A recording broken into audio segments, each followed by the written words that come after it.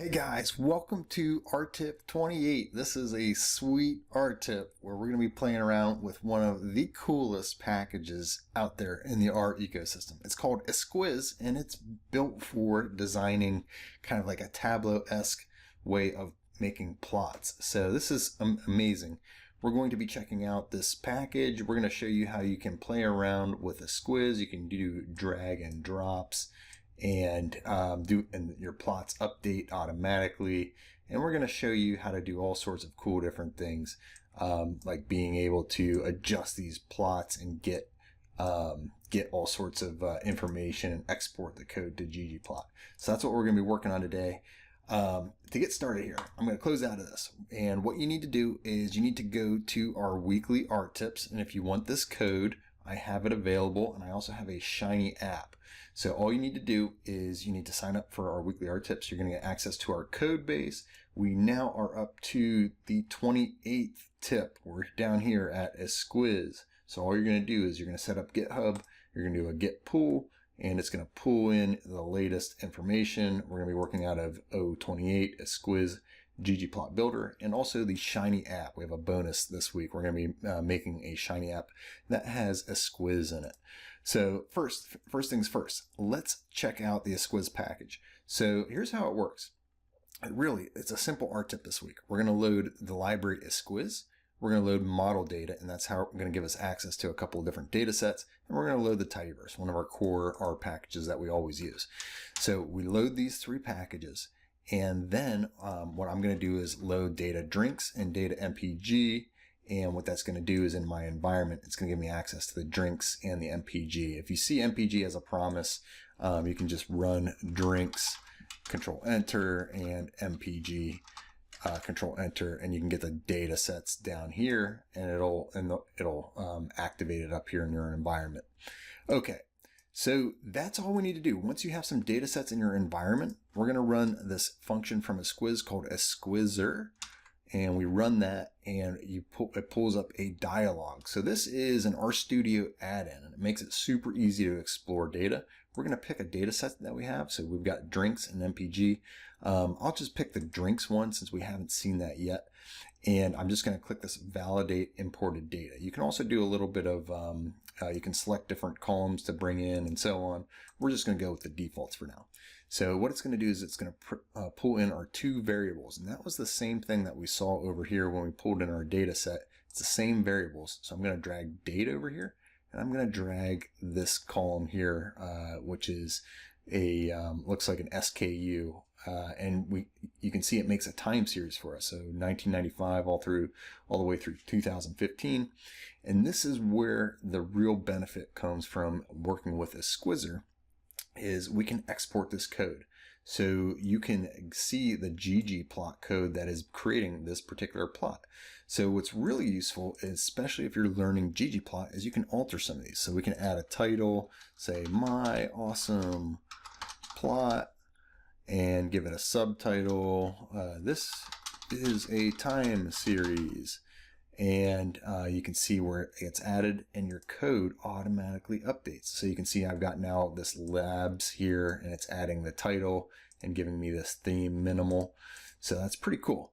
But we can do even more. We can mess around with the plot options. So we can change the size, maybe make it a little thicker or a little thinner. We can choose a color, and I've got all sorts of different colors in here that I can pick, or I can click more. So I'm going to pick light blue. Actually, I'll pick something like this grayish here. And then what I'm going to do is, let's see here, in plot options, it doesn't look like we can add a smoother. I was going to add a smoother in here. But oh well. And then we can filter the date range and so on, zoom in on a certain part of the plot. And then what we can do is we can export the code. So what I'm going to do is I'm just going to click the copy to clipboard, and then I'll exit out of this.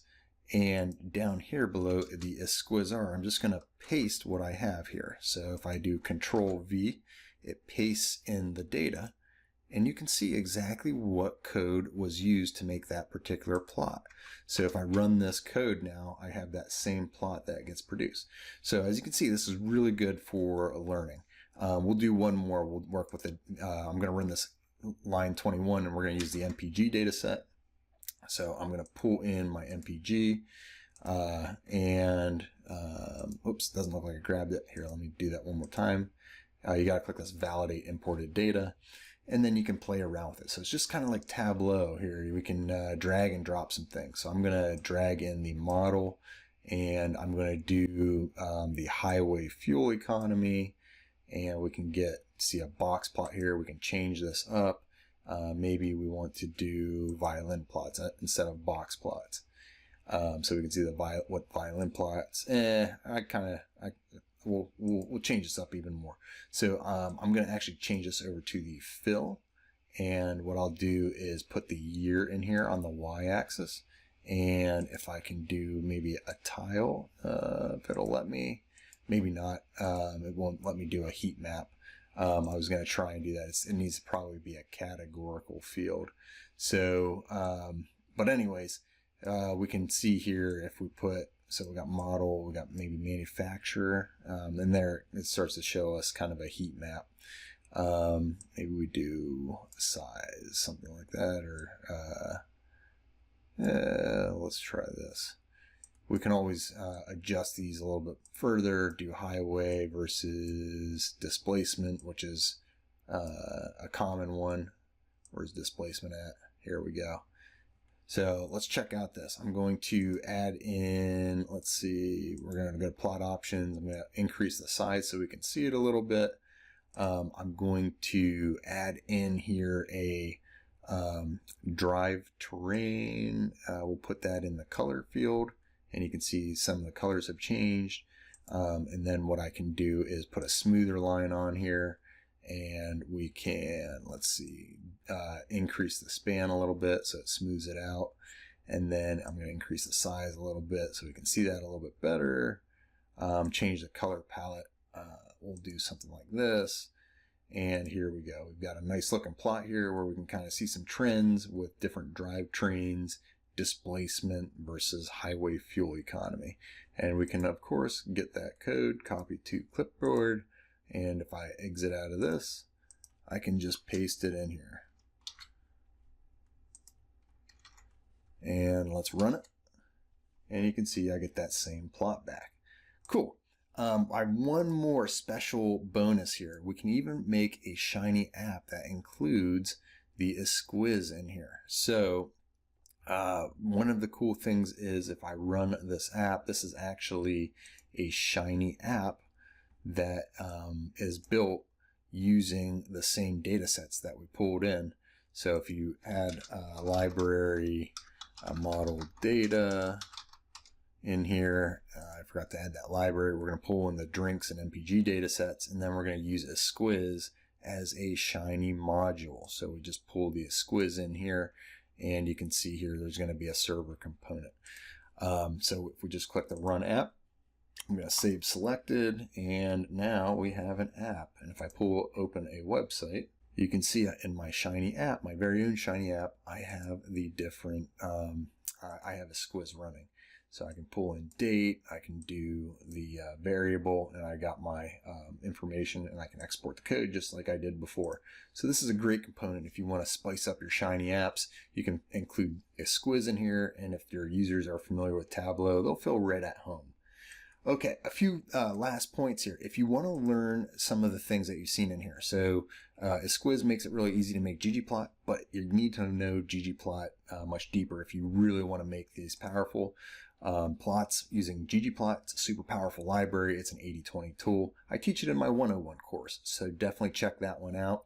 And if you're interested in learning Shiny, I have two amazing courses on that. I have a 102 course, which teaches predictive dashboards, and I have a 202A course, and that's really cool because it teaches you how to do full stack web apps with Shiny. So definitely check both of those out if you're interested in learning Shiny a little bit deeper.